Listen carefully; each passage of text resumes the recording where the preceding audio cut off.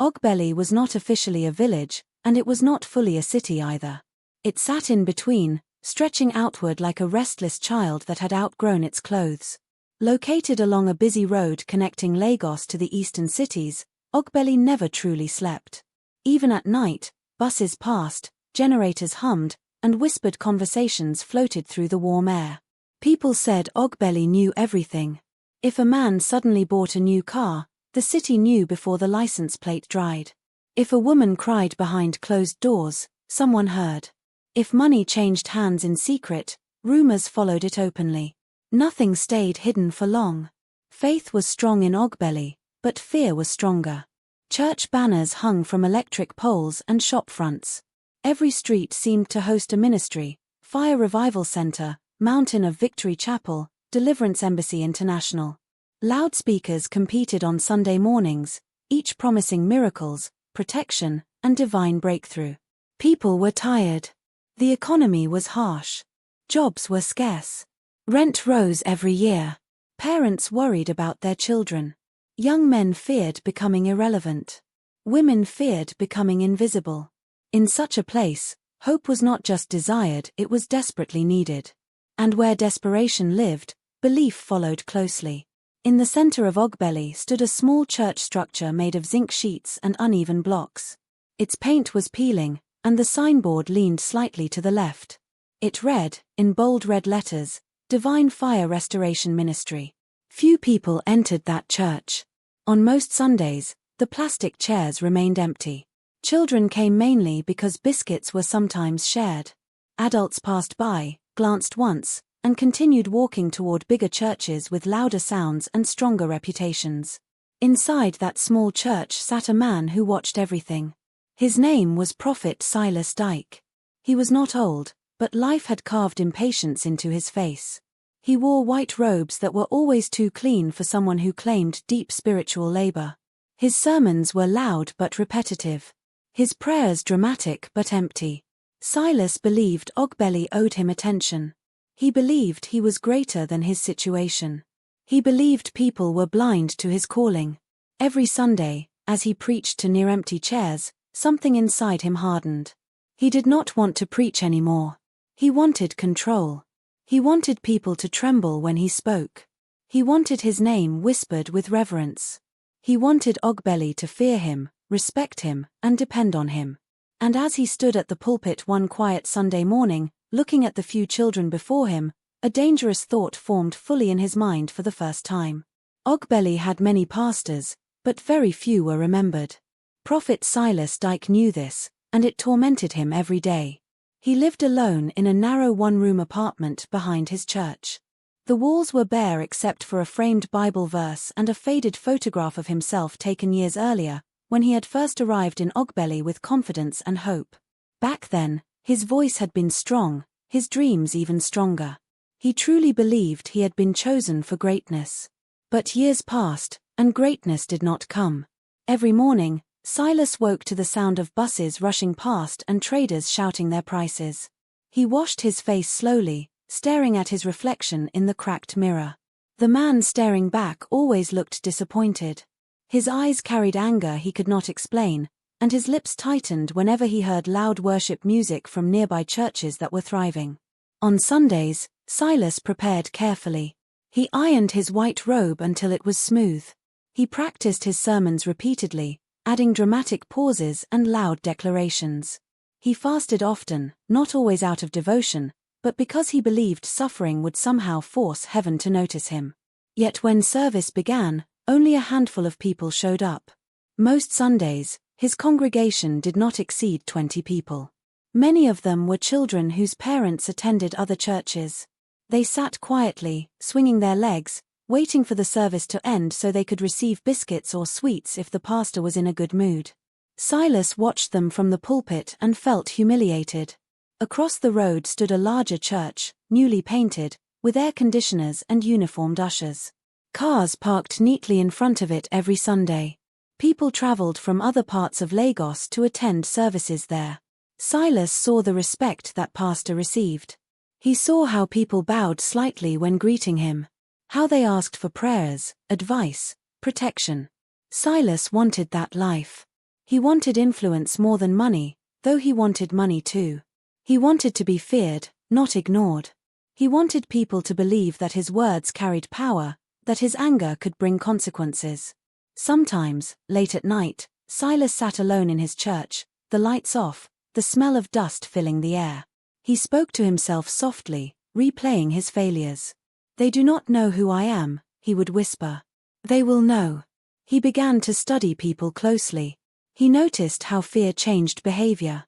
When someone claimed spiritual danger, people listened more carefully. When someone spoke about curses or unseen enemies, crowds gathered. Silas observed other preachers. He watched videos online. He noticed patterns. The ones who spoke gently attracted some followers. But the ones who shouted, threatened, and accused attracted many more. Fear made people obedient. Fear made people generous. Fear made people loyal.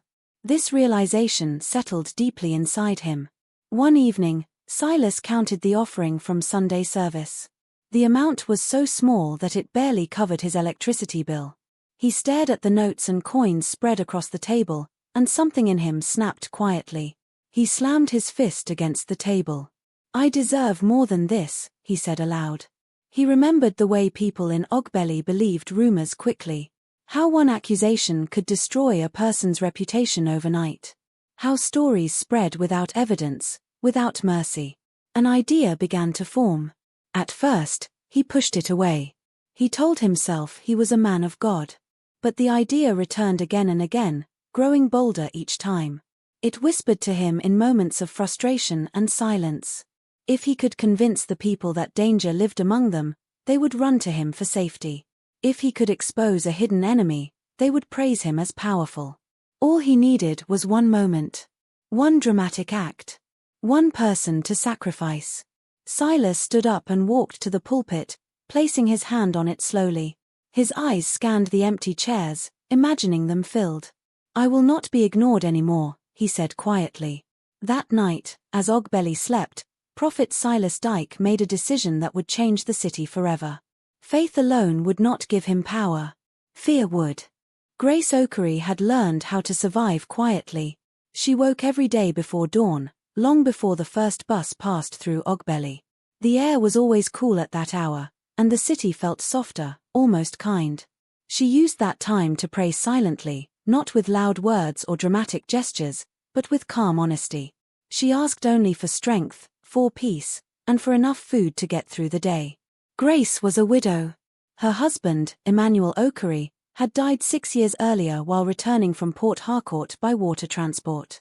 The boat had capsized during heavy rain, and his body was never found. 4 weeks after the incident, Grace waited, hoping for a miracle that never came. When the truth finally settled, it settled deeply. She never remarried. Not because she did not need help, but because life taught her that protection did not always come from people. Sometimes, it came from endurance. Grace lived in a small rented room at the edge of Ogbele, not far from the main road. Every morning, she prepared roasted plantain and fish using a charcoal stove she had owned since her marriage. The stove was old, blackened by years of fire, but it worked faithfully. She carried her goods in a wide metal tray balanced carefully on her head and walked to her usual spot by the roadside. People knew Grace. Drivers greeted her as they slowed down. Traders trusted her enough to leave money with her for safekeeping. Children smiled when they saw her, because she always spoke gently and never raised her voice. Even when business was bad, Grace did not complain. She had one daughter, Amora. Amora was 12 years old and unusually quiet for her age. She walked beside her mother every morning before school, helping to arrange the goods before leaving with her backpack. Grace made sure her daughter's uniform was always clean, even if it meant washing late at night when her arms were tired. Grace believed education was the only inheritance she could offer. Despite her struggles, she shared what little she had. If a neighbor fell sick and could not cook, Grace brought food. During farming seasons, she helped others roast produce without asking for payment. She listened more than she spoke, and when she did speak, her words were gentle. People respected her. But respect did not mean protection. In Ogbele, women without husbands stood on fragile ground. Without a man to defend them, they were often spoken about freely. Some pitied Grace. Others quietly questioned her strength. A few even whispered that no woman endured so much pain without hidden reasons. Grace heard the whispers but chose silence. She did not attend many social gatherings. She went to church regularly but sat at the back, never seeking attention. Faith for her was personal, not a performance. She attended Divine Fire Restoration Ministry sometimes, mostly because it was close to her home. She noticed the pastor, Prophet Silas Dyke, but never spoke to him beyond polite greetings. She did not know him well, and she did not feel drawn to his loud prayers. Still, she believed every church was a place of God, and she respected it. What Grace did not know was that her quiet life had made her visible. Her kindness made her trusted. Her silence made her misunderstood.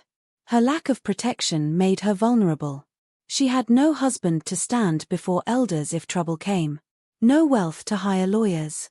No influence in community meetings. Her entire defense was her reputation, and reputations in Ogbele could change overnight. That afternoon, as Grace packed up her tray and walked home under the hot sun, she noticed people gathered near the small church. Prophet Silas stood outside, speaking animatedly to a few men. His voice carried anger and ambition. Grace passed by without stopping. She did not know that her name had already crossed his mind. She did not know that her quiet strength was about to be mistaken for something dangerous. And in a city like Ogbele, being misunderstood was often more powerful than being guilty. Silas Dyke did not act suddenly. He planned carefully. After the idea took root in his mind, he began to observe Ogbele with new eyes. He no longer saw people as individuals with stories and pain. He saw patterns, weaknesses, and reactions. He watched how fear traveled faster than truth, how one alarming word could empty a street or fill a church. He listened. At the barber shop, he listened to men complain about sickness, about money that vanished after business deals, about children who fell ill without reason. At the roadside, he listened to women talk about miscarriages, failed marriages, and strange dreams. In buses, he listened to passengers blame unseen forces for every misfortune. Silas took note of everything. He noticed that when someone mentioned witchcraft, voices dropped. Eyes widened. People leaned closer. Fear, he realized, demanded attention in a way hope never did. At night, Silas sat alone inside the church, the single bulb above the pulpit flickering. He opened his Bible but did not read it. Instead, he rehearsed words in his mind. He practiced tones. He practiced pauses. He practiced silence. He learned that silence could be louder than shouting. He also learned that public shame was powerful. In Ogbele, once a person was accused openly, defending oneself became nearly impossible. Even innocence sounded like guilt when fear was involved. Silas asked himself one question repeatedly. Who would the people believe was capable of secret evil? Not the loud. Not the wealthy. Not the connected. They would believe the quiet one. The one without a husband. The one without influence. The one everyone trusted but never questioned. Grace Okery. Silas remembered seeing her many times. Always calm. Always polite. Always alone. No arguments. No enemies. That was exactly what made her perfect. People rarely suspected those who never defended themselves. He convinced himself he was doing something necessary. This is not evil, he told himself. This is strategy. Once the church grows, I will help many people. One sacrifice for many blessings. He repeated that lie until it sounded like truth. Silas began to prepare the performance. He practiced falling to the ground convincingly, learning how to shake without hurting himself. He practiced breathing heavily, making his eyes roll slightly. He carved symbols into an old wooden staff, not because they meant anything, but because mystery made people believe. He instructed his 2 ushers carefully. He told them that one day, he might react suddenly during service. If that happened, they were to act shocked, not surprised. Confusion would make it feel real. He studied the church calendar and chose the right Sunday. It had to be a day when many people were present, a day when visitors might attend. He encouraged people during the week to invite friends, promising that something serious would happen soon. Rumors began to form even before the service. Silas noticed Grace sitting quietly at the back during midweek prayers. He avoided looking at her directly, but his heart beat faster when she was present. He felt a brief moment of doubt, a small voice telling him to stop. He silenced it immediately. She will survive, he thought. People always survive. But deep inside, he knew that once words left his mouth, they could never be taken back. The lie was ready. All that remained was the moment. And when that moment came, Ogbele would never be the same again. Sunday morning arrived with heavy clouds hanging low over Ogbele, as if the sky itself sensed what was about to unfold. From early hours, the small Church of Divine Fire Restoration Ministry was unusually busy. People arrived earlier than usual. Some came out of curiosity, others out of fear. Rumors had spread quietly throughout the week that Prophet Silas Dyke had received a dangerous revelation. No one knew exactly what it was, but everyone wanted to witness it. Grace Okery arrived later than usual that morning. She had stopped by the roadside to give food to a sick neighbor before coming to church. She wore a simple blue dress and tied her headscarf neatly. Her daughter, Amara, was already seated inside, sitting quietly beside other children. Grace entered the church silently and took her usual seat at the back.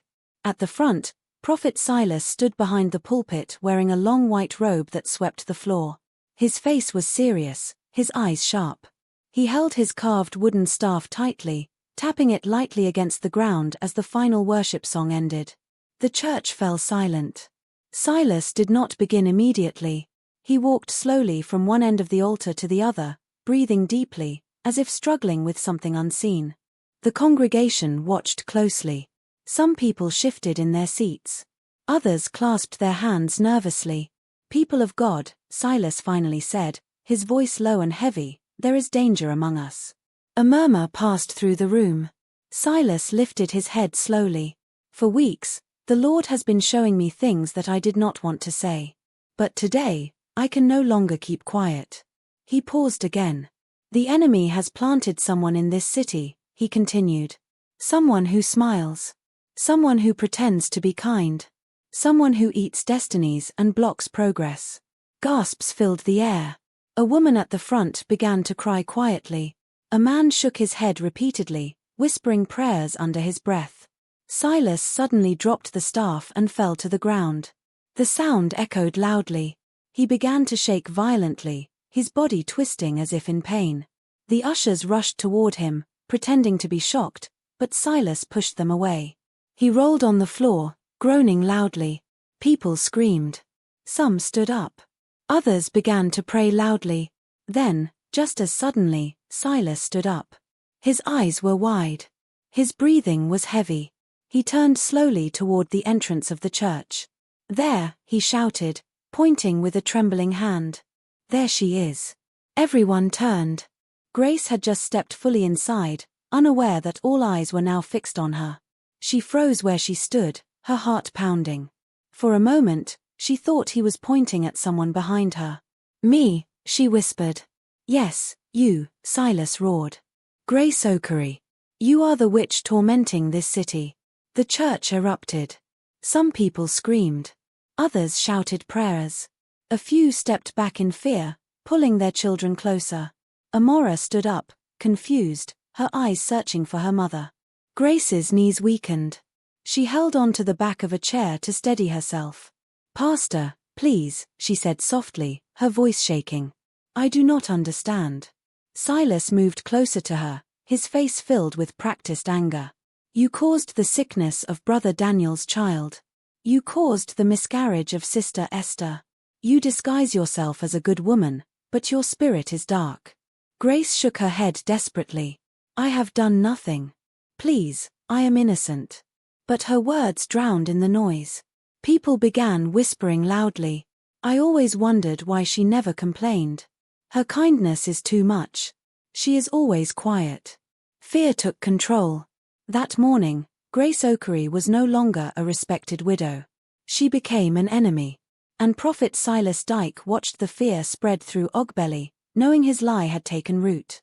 The accusation did not end inside the church. It followed Grace Okery into the streets of Ogbele and settled there like a stubborn shadow. By Monday morning, everyone knew. People no longer greeted Grace when she passed. Those who once smiled now avoided her eyes. Some crossed the road when they saw her coming. Others stared openly, whispering without shame. The words spoken on Sunday had become truth in the minds of many, even without proof. Grace returned to her roadside spot with her tray of roasted plantain and fish, hoping that routine would bring comfort. She arranged her goods carefully, just as she always had. The smell of roasted food rose into the air, familiar and warm. But no one stopped. Cars slowed briefly, then sped away. Pedestrians glanced at her tray and kept walking. A woman who used to buy from her every morning shook her head and moved on. Grace waited, standing under the sun, her hands trembling slightly as minutes turned into hours. By afternoon, nothing had been sold. That evening, Grace returned home with her tray full. She sat on her small wooden stool and stared at the food, unsure whether to cry or pray. Hunger pressed against her chest, but fear pressed harder. The following days were worse. Children passed by her house and shouted cruel words. Some threw small stones at her door before running away. Women whispered loudly when she walked past, making sure she heard them. Men avoided her completely, as if her presence alone could bring harm. Grace stopped attending community meetings.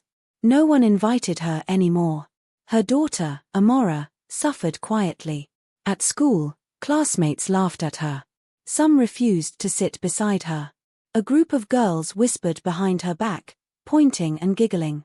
One boy shouted the word witch loudly during break time, and the others laughed. Amara returned home that day with tears in her eyes, refusing to speak. Grace held her daughter tightly and wept silently. The isolation was suffocating. Neighbors who once shared food with her now closed their doors. The same people she had helped during sickness avoided her when she needed help the most. Grace realized painfully that respect without power was fragile. At night, she lay awake listening to the distant sounds of Ogbele, feeling completely alone in a city full of people. Meanwhile, Prophet Silas Dyke thrived. His church overflowed with people. Visitors came from nearby areas. Offerings increased. People spoke of him with fear and admiration. They praised his sharp eyes and spiritual authority. Grace heard these stories from a distance, each one cutting deeper than the last. She tried to defend herself at first. She spoke to a few elders, explaining calmly that she was innocent. They listened politely but offered no support. Fear had already chosen sides. "We must be careful," one elder said gently. "This matter is spiritual." Grace understood then that logic had no place in her situation. Days turned into weeks. Her savings disappeared. Food became scarce.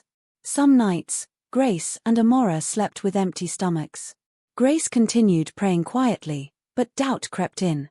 She wondered if silence was a mistake. She wondered if her kindness had made her weak. Yet she refused to curse anyone. She refused to hate. But inside her, something was breaking. Ogbele had turned its back on Grace Okery, and as she slowly disappeared from public life, Prophet Silas's influence grew stronger, built firmly on her suffering. Fear changed everything for Prophet Silas Dyke. Within weeks of the accusation, Divine Fire Restoration Ministry transformed from a forgotten roadside church into a place people spoke about with trembling voices. On Sundays, the narrow road in front of the church filled with parked vehicles. People arrived early, some standing outside because the chairs inside were no longer enough. Silas watched it all from the altar. He stood taller now. His voice carried authority. His steps were confident. The same man who once begged people to attend his services now watched them compete for seats near the front. Fear had given him what faith never did. Every sermon followed the same pattern. Silas spoke about hidden enemies, spiritual dangers, and unseen attacks. He warned that anyone could be targeted if they were not spiritually covered. He claimed the city was under attack and that only those who remained under his guidance would be safe. People listened. They nodded. They prayed harder. They gave more. Some brought money quietly, asking him to pray against enemies they could not name. Others brought lists of people they suspected, hoping Silas would confirm their fears. He accepted everything, feeding the tension without directly accusing anyone else. The story of Grace Okery became his proof. He referenced her carefully, never mentioning her name again, but always reminding the congregation of what happens when evil hides in kindness. The message was clear. People were afraid to question him. Fear silenced doubt. Soon, testimonies began. A woman claimed her bad dreams stopped after attending the church. A man said his business improved after giving a special offering. Silas encouraged these stories, allowing them to grow and change as they passed from one person to another. Word spread beyond Ogbele. People traveled from Ikeja, Sayulir, and even as far as Abeokuta to attend services. They wanted protection. They wanted deliverance. They wanted answers to problems they did not fully understand. Silas welcomed them all. Money flowed steadily now. He upgraded the sound system. He hired more ushers. He printed flyers with his face boldly displayed. His once empty office now held expensive furniture. Yet he was never satisfied. Each time he looked at the growing crowd, he felt powerful, but also restless. Fear demanded constant reinforcement. Silence would weaken it. Peace would expose it. So Silas increased the intensity.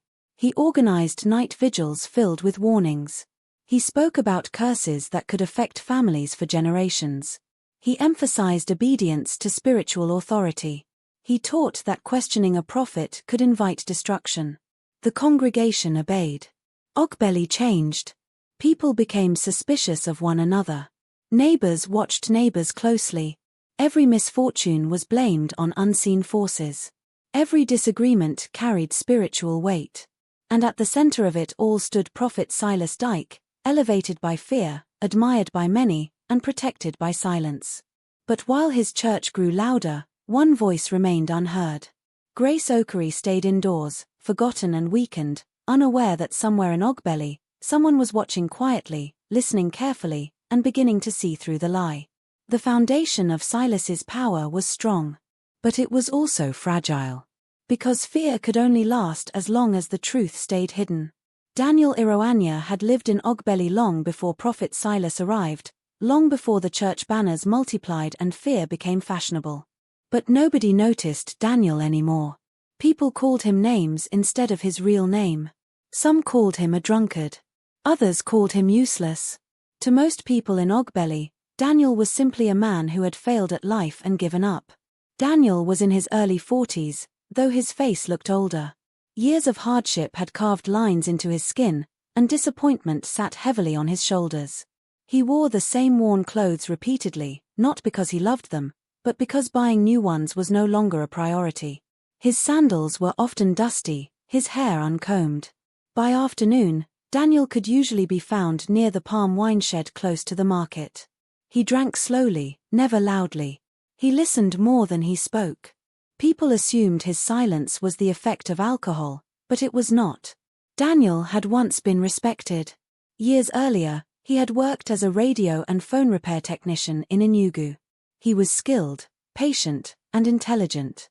People trusted him with delicate electronics because he understood how things worked beneath the surface. But after losing his wife during childbirth and failing to recover emotionally, his life slowly unraveled. Work became difficult. Motivation disappeared. Alcohol became his escape. By the time he moved to Ogbele, his reputation was already damaged. Still, his mind remained sharp. Daniel noticed details others ignored. He remembered conversations word for word. He observed patterns in people's behavior. While others spoke, he watched. While others judged, he listened. He had been present on the Sunday Grace Okery was accused. He stood at the back of the church, leaning against the wall, unnoticed as usual. He watched Prophet Silas carefully. He noticed the timing of the pauses, the way the ushers reacted too quickly, the sudden shift in Silas's voice. Daniel did not feel fear. He felt suspicion. After that Sunday, Daniel began paying closer attention to the pastor. He sat near the church during evenings, pretending to rest while listening to conversations. He noticed how Silas laughed freely outside the pulpit but spoke with anger inside it. He noticed how fear changed people's behavior toward Grace almost overnight. Daniel saw Grace often. He saw her sitting alone by her door, staring at nothing. He saw children mock her. He saw her business collapse. He noticed how her daughter walked with her head lowered now. Something inside Daniel stirred uncomfortably. He knew injustice when he saw it. People ignored him when he spoke, so he stopped trying to convince them of anything.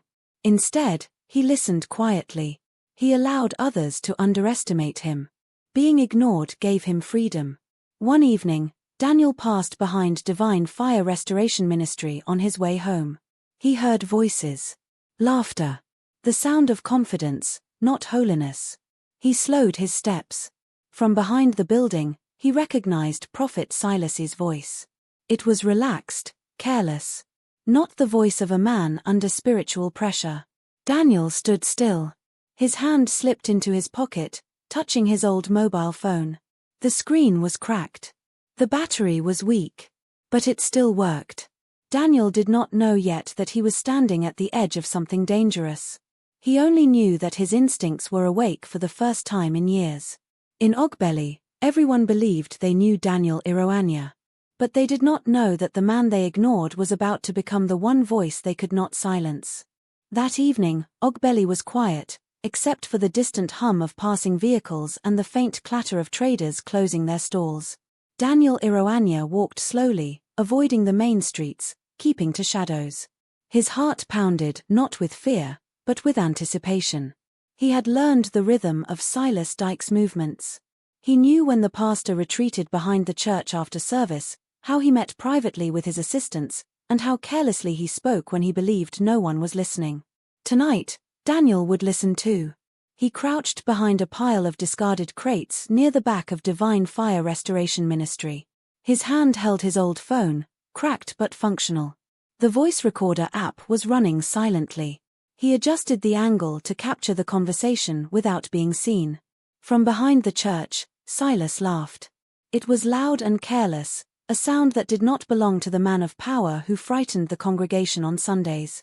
Daniel held his breath as he listened. "Can you believe them?" Silas said to his assistant, a thin man with wide eyes. "They believe everything. All I have to do is shout, shake a little, point a finger, and they are mine. That widow, that girl, they swallowed everything." His assistant chuckled nervously. "Sir, but aren't you afraid someone will find out?" Silas scoffed. "Find out? Who will expose me? That drunk, Odogu? That widow everyone already hates? I fear no one. I have them under my thumb. They will kneel, they will give, they will obey, and I will grow." Daniel's fingers tightened around the phone. His pulse quickened. Every word confirmed what he had suspected for weeks. Silas continued, his voice full of pride. "The miracles, everything is simple. Smoke and shadows, loud declarations, a few prayers shouted over people's heads. Fear is the true miracle here. Fear keeps them coming. Fear gives them obedience. Grace. She is perfect for the show. Innocent, silent, helpless. People cannot resist turning against her. It is beautiful." Daniel remained still. Sweat ran down his temples despite the cool night air. Every detail, every boast, every admission of deceit was captured on his recorder. His mind raced. This recording could free Grace Okery. It could expose Silas Dyke and stop the suffering he had caused. But it had to be handled carefully. The pastor's reach extended far. If he suspected, Daniel could be ruined before anyone believed him. Silas laughed again, louder this time, and Daniel felt a twinge of fear, but it was fleeting. He focused on the evidence in his hand. "I will continue until the city kneels before me," Silas said, almost to himself. "And no one will ever know the truth. Not yet. Not ever unless I allow it." Daniel stayed hidden until Silas left the area, the assistant trailing behind nervously. Only when the voices faded into the distance did Daniel move. He pressed stop on the recording and held the phone close. He walked home carefully, every step deliberate, thinking of Grace. He imagined her exhausted, beaten down by whispers and fear, and his resolve hardened. The city had ignored him, mocked him, dismissed him, but tonight he held the power to change everything. That night, as Daniel lay awake on his narrow cot, he listened to the recording one more time. The words echoed in his mind. Silas Dyke had confessed. He had admitted to creating the fear, fabricating miracles, and targeting Grace deliberately. For the first time in years, Daniel felt something he had not felt in a long time: hope. Ogbele would hear the truth. And when it did, nothing would ever be the same. The next morning, Daniel Iroanya walked to the center of Ogbele carrying his cracked phone like a shield. In his mind, the evidence he held could change everything. The truth about Prophet Silas Dyke, the lies, the manipulation, the suffering of Grace Okery, it all rested in his hands. He arrived at the village square where traders, passers-by, and a few early churchgoers had begun to gather. He took a deep breath, wiped the sweat from his forehead, and raised his voice. "People of Ogbele," he shouted. "I have proof of what is happening. Prophet Silas Dyke is not a man of God. He accused Grace Okery of witchcraft to increase his following. I have him on record confessing it all." A few people paused and looked at him with mild interest, but most immediately scoffed. "Odogu, go home," a trader barked. "Your palm wine didn't clean your head. Who will believe you?" Daniel ignored the jibes and pressed play on his phone, letting the recording fill the open air. Silas's voice, proud and careless, echoed through the square. "Who will expose me? That drunk, Odogu? That widow everyone already hates? I fear no one." For a moment, a few villagers stopped in their tracks. A murmur ran through the crowd. But the majority only laughed. "See," a woman whispered to her friend. "Even he calls himself a drunk. He is just looking for attention." An elder shook his head. "Daniel, you are making a scene. Leave these matters to the Lord." Daniel's hands trembled as he raised his voice again. "Listen. This is not imagination. This is a confession. Grace Okery has done nothing wrong." The laughter grew louder. A group of men pointed at him mockingly. "There goes the drunk, trying to play hero." Children nearby mimicked him, shouting "drunk, drunk," as they ran around. Daniel felt a surge of frustration and anger, but he did not retreat. He tried explaining the details, recounting the moments he had witnessed, the patterns he had observed, the evidence he had recorded. Still, no one listened. Even some of Grace's closest neighbors, who had once trusted her, hesitated to come forward. Fear and doubt were stronger than logic or justice. They had already chosen to believe the pastor. "You waste your breath, Daniel," one man said firmly. "Your words mean nothing. People trust what they see and hear at the pulpit. A drunk's voice is the last they would believe." Daniel felt the weight of their dismissal crushing him. He knew the truth, he held proof, yet the city treated him as invisible. As he looked around, all he saw were eyes filled with skepticism, mouths curled in amusement, and heads shaking in disbelief. That night, he returned to his small room, defeated but not broken. He replayed the recording over and over, letting the pastor's own words remind him of what was at stake. "I may be ignored," he whispered to himself, "but I know the truth. And one day, they will hear it." He realized then that exposing Silas would not be simple. His reputation as a drunkard, a man dismissed by everyone, was a barrier stronger than the pastor's lies. He would need more than evidence, he would need strategy, courage, and patience. And though the city laughed at him now, Daniel Iroanya made a silent vow: no matter how long it took, Grace Okery's name would be cleared, and Prophet Silas Dyke's deception would be revealed. For the first time in years, he felt a purpose stronger than the ridicule, stronger than fear, and more enduring than despair. Ogbele had ignored him, but he would find a way to be heard. Days blurred into each other for Grace Okery. Her tray of roasted plantain and fish remained untouched. The whispers followed her home. Children avoided her daughter Amora on the street, and neighbors crossed the road when they saw her approaching. Even the few friends who had once shared meals with her now avoided eye contact, unsure how to act around a woman branded a witch. By midweek, Grace's small rented room felt stifling. The walls, once comforting in their familiarity, now seemed to close in on her. She sat on the edge of her wooden stool, her hands clasped tightly, her eyes staring at the charcoal stove that had faithfully served her for years. The food burned slightly, forgotten, as tears streaked her face. She whispered to herself, "Have I done something wrong? Why won't anyone see my innocence? Am I cursed?" Amora, sitting beside her, quietly placed a hand on her mother's arm. Her young eyes were full of worry, mirroring the pain Grace felt. It was at that fragile moment that Daniel Iroanya appeared. He had come purposefully, his sober eyes observing her as he entered the room. Grace looked up, startled, her expression a mixture of surprise and faint hope. "Daniel?" she asked quietly. "Yes, it's me," he replied gently. He did not smile immediately. He understood that the moment required seriousness. "I know what you're going through." Grace shook her head. "Everyone has turned against me. I cannot fight anymore. I feel defeated." Her voice cracked as she spoke. "Even my daughter suffers because of me." Daniel moved closer, sitting on the worn floor beside her.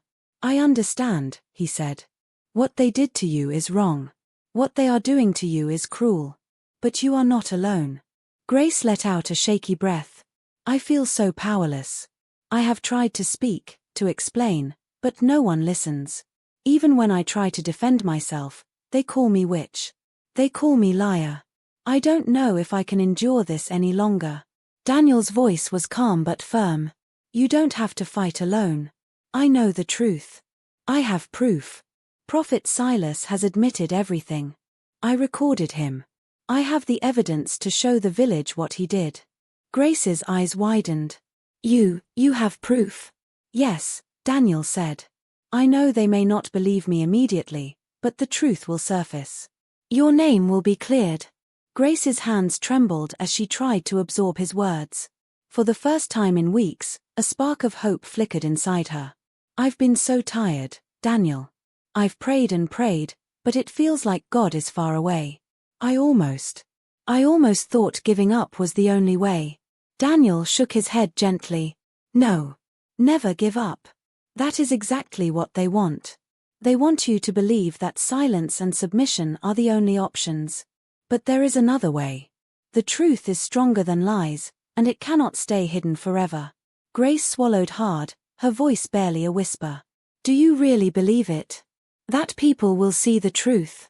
Daniel leaned closer, looking her in the eyes. "I do.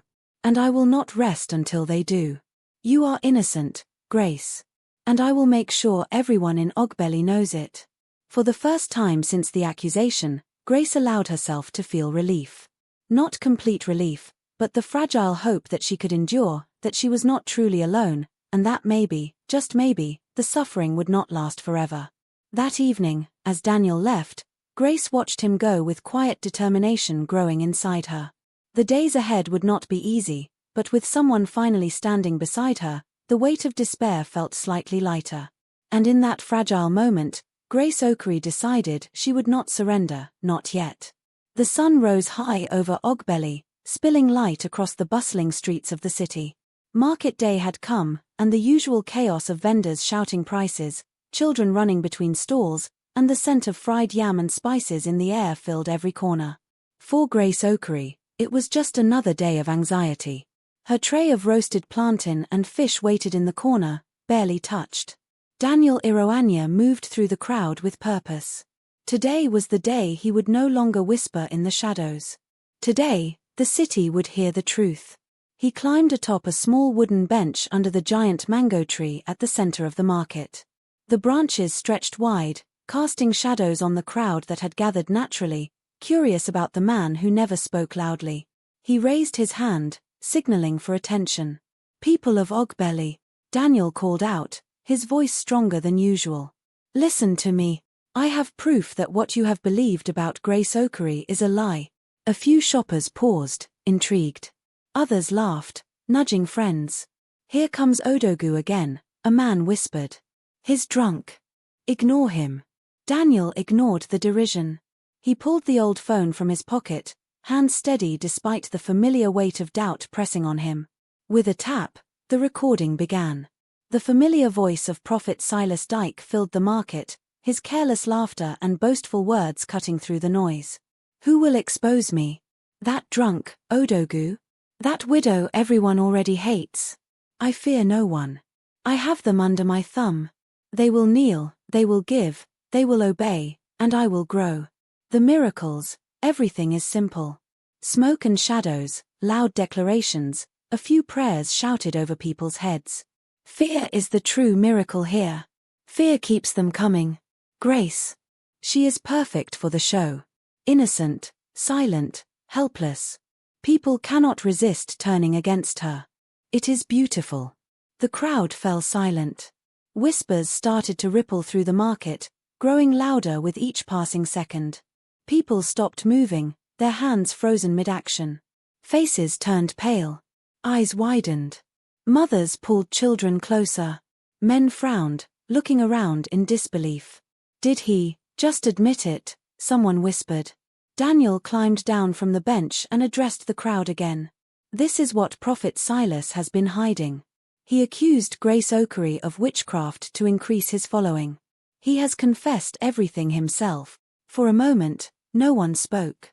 The laughter and ridicule that had greeted Daniel for weeks disappeared.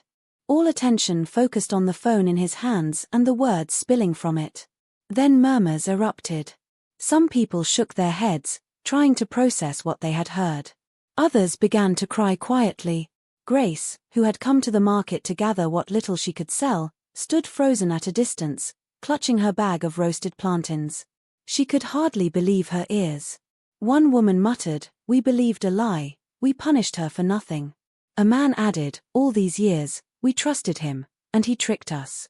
Daniel held the phone higher, letting the confession play again, ensuring no one could ignore it. People edged closer, staring at him, staring at the phone, staring at the evidence that had been hidden in plain sight for too long. At the edge of the market, a few of Prophet Silas's followers whispered among themselves, shock and fear crossing their faces. Some shook their heads as if trying to deny the words, but the truth was undeniable.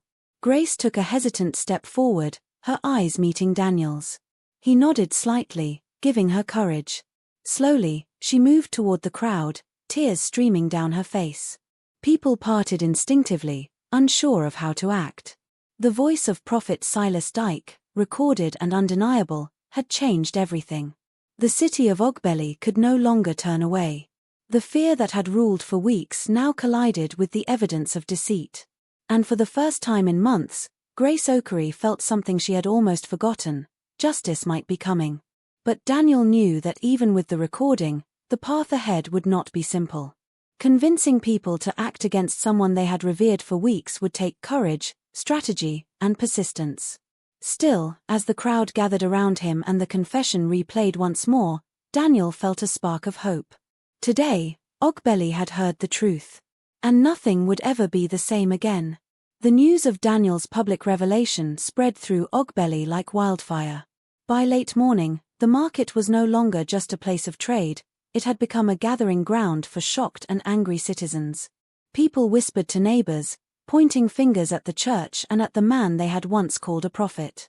Prophet Silas Dyke had returned home after a morning of overseeing his overflowing congregation. He expected admiration, offerings, and respect.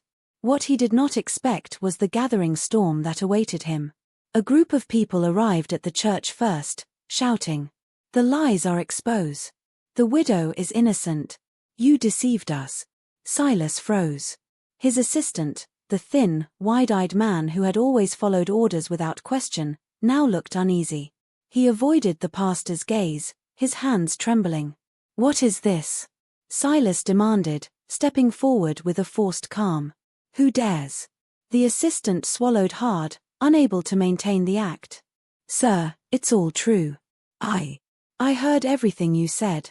I recorded it. I've told the people." Silas's face went pale. His confident posture faltered. Rage rose in his chest, but he realized that the dam had broken. The assistant's confession confirmed what Daniel had revealed. The crowd swelled as word spread. People from the market and neighboring streets poured toward the church, their voices a mixture of anger, disbelief, and betrayal. Women clutched their children, men shook their fists, and the elders called for silence, but no one listened. "This man," one elder shouted, pointing at Silas, "has used fear to control us. He accused an innocent widow and made us punish her. How could we be so blind?" Silas tried to speak, stammering. It is the devil. He manipulated everything.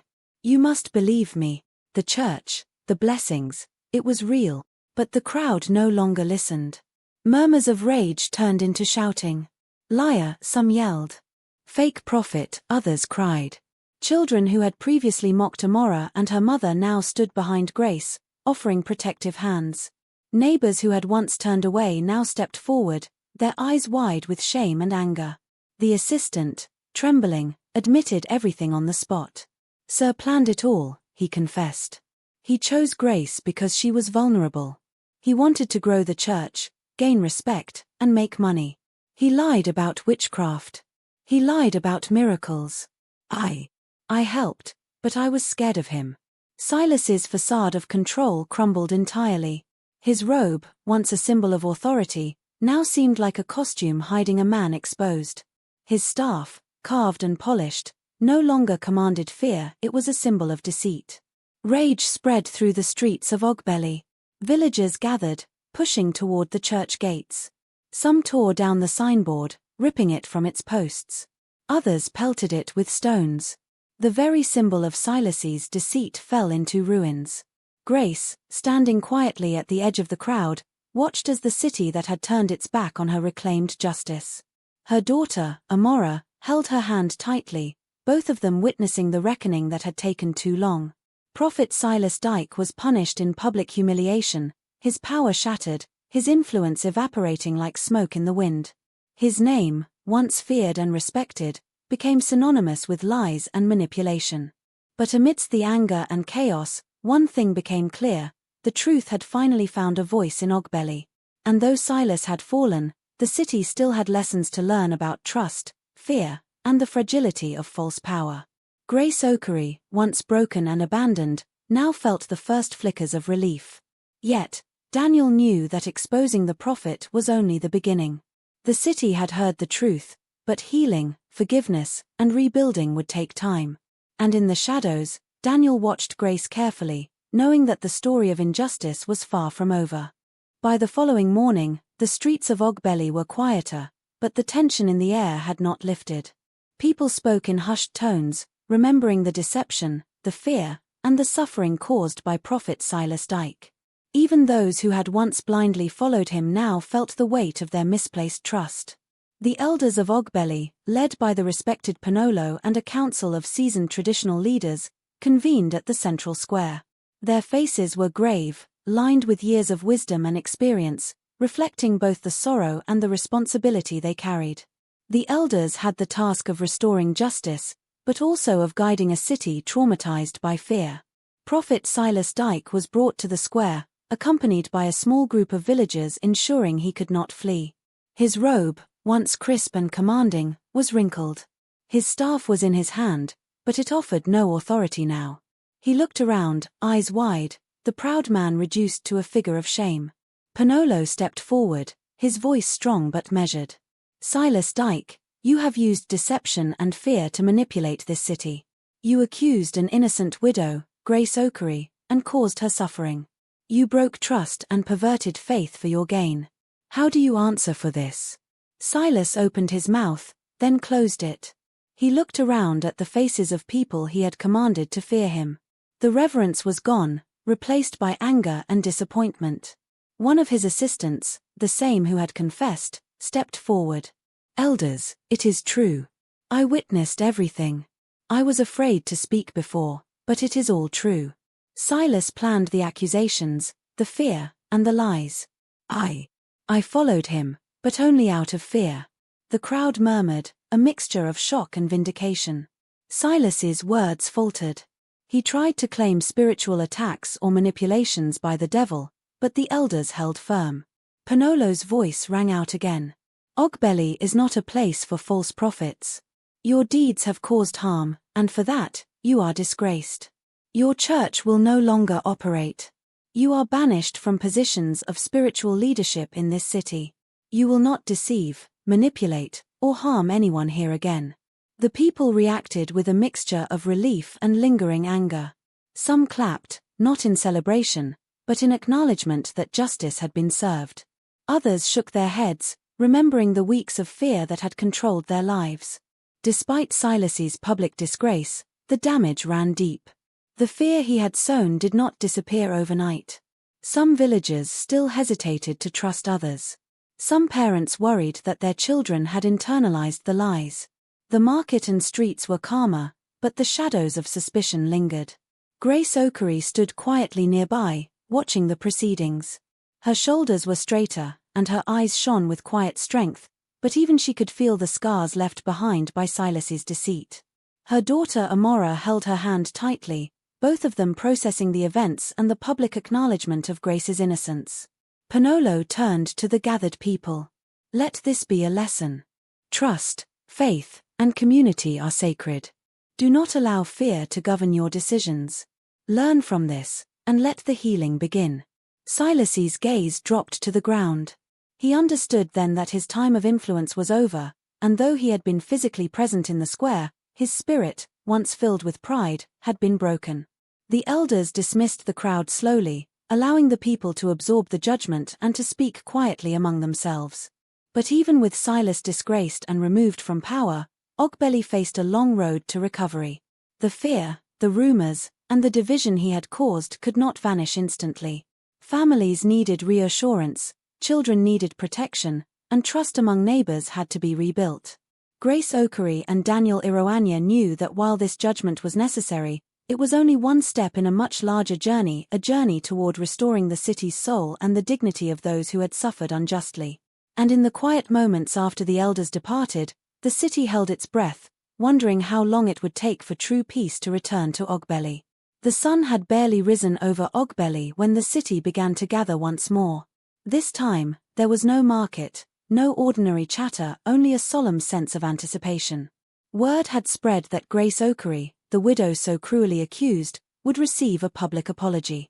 From the edges of the streets and alleys, people slowly made their way to the central square. Mothers held their children tightly, men walked with heavy steps, and the elders arrived first, signaling the seriousness of the occasion. The once bustling city now moved with quiet reverence, as if every footstep carried the weight of guilt and the hope for redemption. Grace Okery stood at the center, her daughter Amora beside her. Her eyes were calm, yet deep within them lay the months of pain, rejection, and humiliation she had endured. She held her daughter's hand gently, drawing strength from the touch, knowing that the world she had feared might finally begin to recognize her innocence. Panolo, the eldest and most respected elder, stepped forward first. His voice, though quiet, carried across the gathered crowd. "Grace Okery, we stand here today to acknowledge the injustice done to you. We allowed fear to blind our judgment. We believed lies and turned against you. Today, we confess our error before all." Then something remarkable began to happen. One by one, villagers, neighbors who had once scorned her, children who had laughed at Amora, even men who had crossed their arms in contempt slowly bent their knees. Mothers lowered themselves beside their children. Friends who had abandoned her hung their heads and knelt. The city itself seemed to bow in shame. Grace felt a strange mixture of emotion, overwhelming sorrow, relief, and the faint stirrings of forgiveness. Tears ran freely down her face, not from bitterness, but from the weight of seeing collective remorse and the acknowledgement of truth. "Please," she whispered softly, her voice trembling, this is enough. I forgive." Her words carried across the square, reaching ears that had long refused to listen. Amora, standing close, looked up with wide, amazed eyes, finally feeling safe again. The children who had once mocked her now mirrored the humility of their elders. Daniel Iroanya, standing a short distance away, watched silently. He had done more than record evidence, he had stood firm, and the city had finally confronted its conscience. For him, seeing Grace surrounded by both apology and respect was a victory beyond words. The villagers did not speak much. Words were unnecessary. Kneeling before Grace was a confession, a silent acknowledgement that the injustice they had inflicted could not be erased by mere explanations.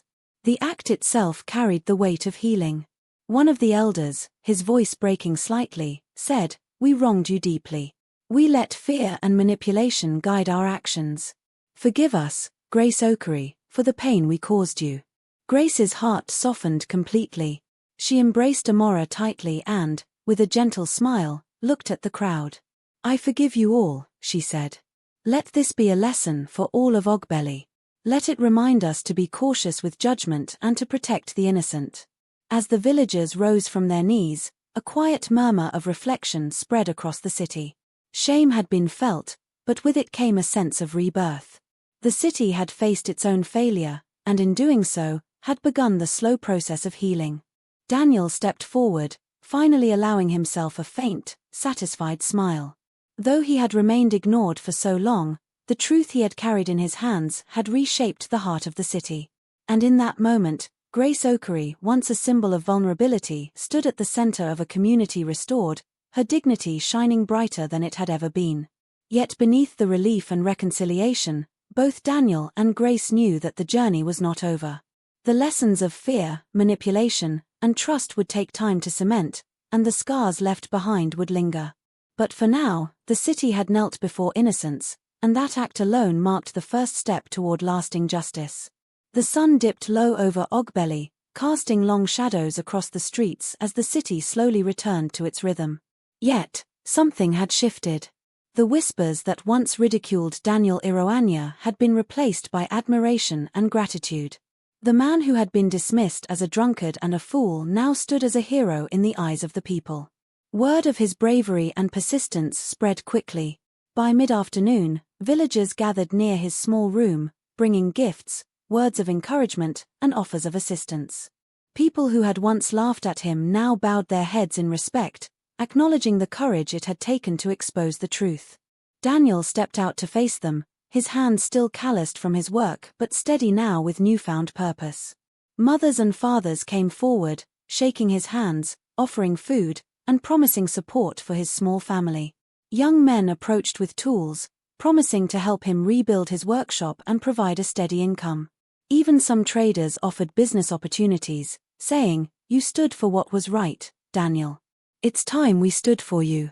Among the crowd, Grace Okery stood quietly, her presence calm but meaningful. She had seen Daniel's unwavering determination, the nights he spent planning, and the risks he had taken to ensure that truth prevailed. She knew that without him, her life might still be defined by fear and rejection. Daniel smiled faintly, overwhelmed by the sudden shift in fortune. He had spent years ignored, dismissed, and mocked, but now, he realized that his persistence had not been in vain. His community had recognized his courage, and with that recognition came the possibility of a new beginning. An elder approached, placing a hand on Daniel's shoulder. "You have reminded us that even the most disregarded among us can be a voice of truth. We owe you much, Daniel Iroanya. Let us help you build a life worthy of your courage." Daniel nodded, swallowing the lump in his throat. "I never sought praise," he said quietly. "I only wanted to do what was right. But, thank you, all of you. Truly." Children ran to his side, curious and admiring. Some had grown up believing his reputation as a drunkard, but now they looked at him with wide eyes, seeing the man who had stood alone against deception and fear. The city offered him a small plot of land, and neighbors helped him construct a workshop where he could repair radios, phones, and other devices. It was a modest beginning, but for Daniel, it represented independence, dignity, and a chance to rebuild a life on his own terms. Even as he worked, Daniel's thoughts remained on Grace. He had helped her reclaim her name, but he also understood that his role as a guardian of truth was ongoing. There would always be those who tried to manipulate, deceive, or instill fear. That evening, as Daniel closed his newly built workshop, he paused to look over the streets of Ogbele. The city was quiet, the air filled with a sense of cautious optimism. He felt a rare calm settle in his chest. For the first time in years, he knew that persistence, courage, and integrity could not be silenced, no matter how deeply buried or ignored they had been. And though Daniel Iroanya was now celebrated and supported, he also understood that redemption was not simply about recognition, it was about the chance to continue standing for truth, no matter the cost. As the sun set over the city, the shadows lengthened, but Daniel's resolve burned brighter than ever. The man who had once been mocked as a drunkard now had the respect of the entire community, and the path ahead, though uncertain, was his to shape. In Ogbele, a hero had risen not from power, wealth, or fear, but from truth, courage, and an unwavering belief in justice. Even after the public apologies, the elders' judgment, and the city's collective kneeling before Grace Okery, the weeks that followed were not easy.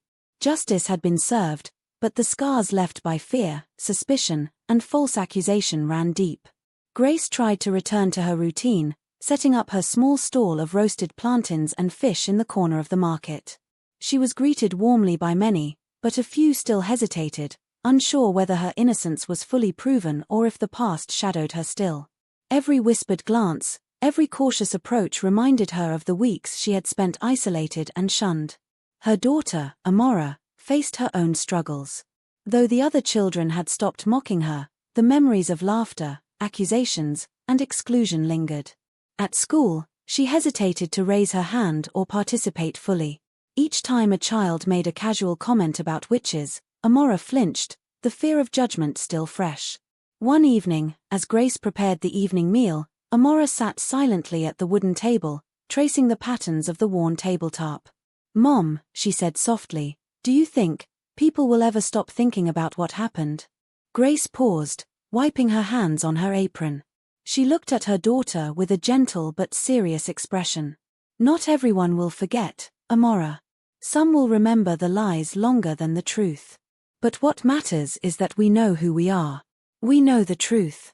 Amora nodded but said nothing further, her eyes still reflecting the shadows of recent pain. Even Grace herself felt the weight of her emotional wounds. Nights were difficult.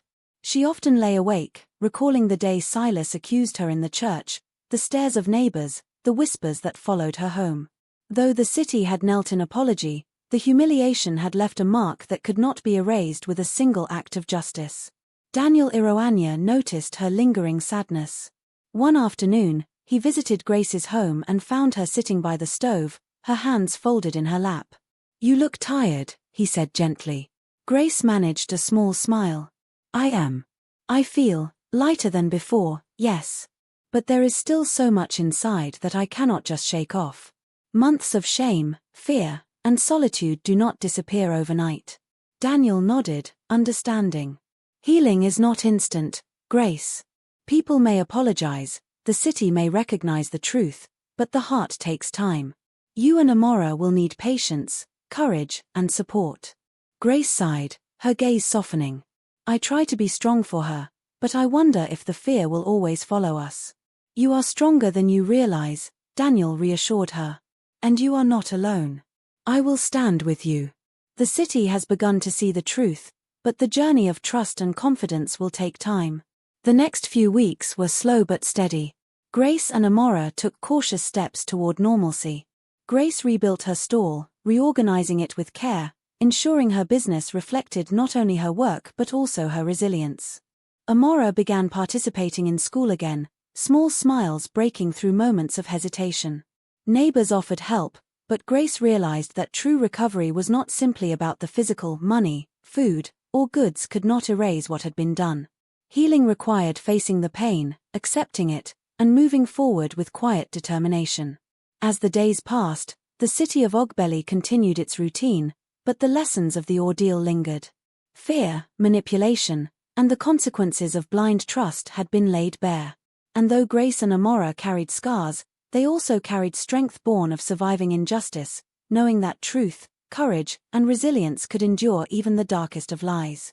Yet even as some wounds began to fade, the city understood that emotional healing is never simple, and the story of trust, betrayal, and resilience was far from complete. Even as the city of Ogbele celebrated the fall of Prophet Silas Dyke and the vindication of Grace Okery, the streets were filled with a restless tension. People returned to their daily lives, but something intangible had shifted. The scandal had left invisible marks, and the echoes of fear and manipulation lingered longer than anyone had anticipated. In the market, vendors went about their business, but eyes darted warily toward strangers. Mothers watched their children more closely, their voices tinged with caution. Conversations often paused mid-sentence, as if a shadow of doubt hung over every word.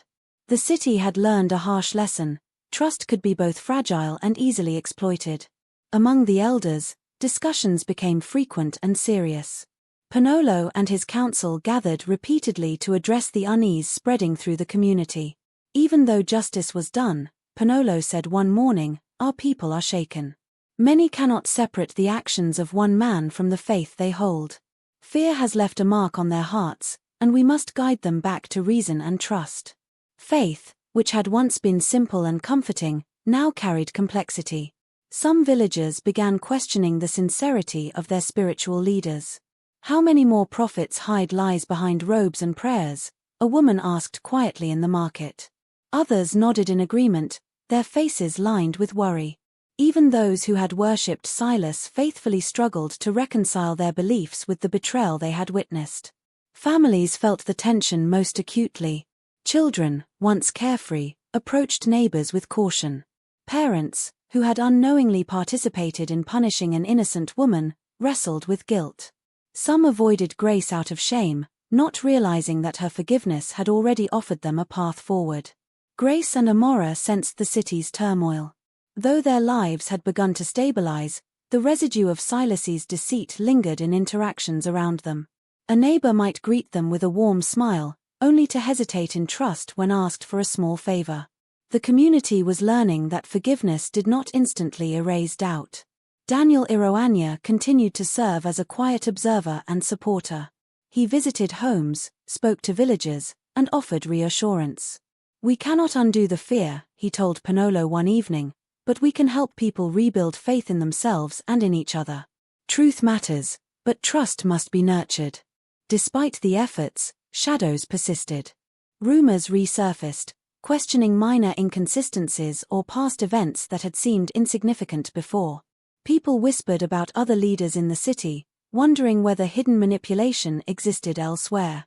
Even in the absence of deception, fear had taken root in minds conditioned to expect betrayal. The elders recognized that healing the city required more than public apologies or the removal of Silas.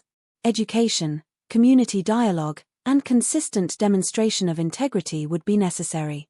Trust could not be demanded, it had to be rebuilt through visible actions over time. For Grace and Amora, this meant navigating a world where their innocence had been recognized, yet caution remained necessary. They learned to step carefully, balancing openness with awareness, teaching Amora resilience without fueling paranoia. Daniel reflected on the challenge quietly. Exposing the truth had been one battle, restoring the city's sense of security, faith, and unity was another entirely. And while the community had witnessed justice, the emotional and spiritual aftershocks would require patience, guidance, and steadfastness.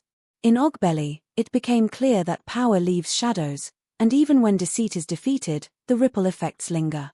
The city could celebrate the triumph of truth, but the work of restoring confidence, faith, and genuine trust was only beginning, and it would take time, vigilance, and courage to illuminate the darkness left behind. The weeks that followed the exposure of Prophet Silas Dyke brought an uneasy calm to Ogbele, but beneath the surface, tensions simmered. The city had witnessed a dramatic fall from power, but the questions left in the wake of the scandal were far from resolved. People no longer simply trusted what they saw or heard, they questioned everything. In the market, casual conversations became serious debates. Vendors who had once traded freely now paused before making promises or giving advice.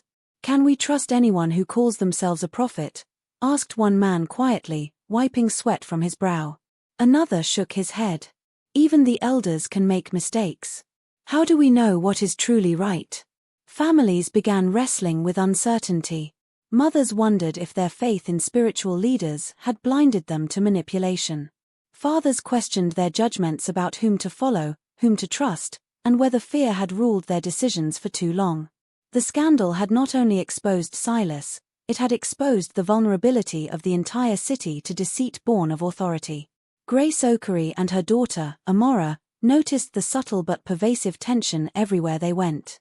People greeted them warmly, but their eyes betrayed an unease, as if the past week's events had forced every villager to rethink the very fabric of their beliefs. Even friends who had openly supported Grace now hesitated before speaking freely, unsure of how much trust could safely be offered. At the council hall, Panolo and the other elders convened again, recognizing that the city's struggle went deeper than punishment or apology. People are asking questions that have no easy answers, Panolo said. Faith is shaken, trust is uncertain, and even the simplest decisions are shadowed by doubt. We must guide them carefully.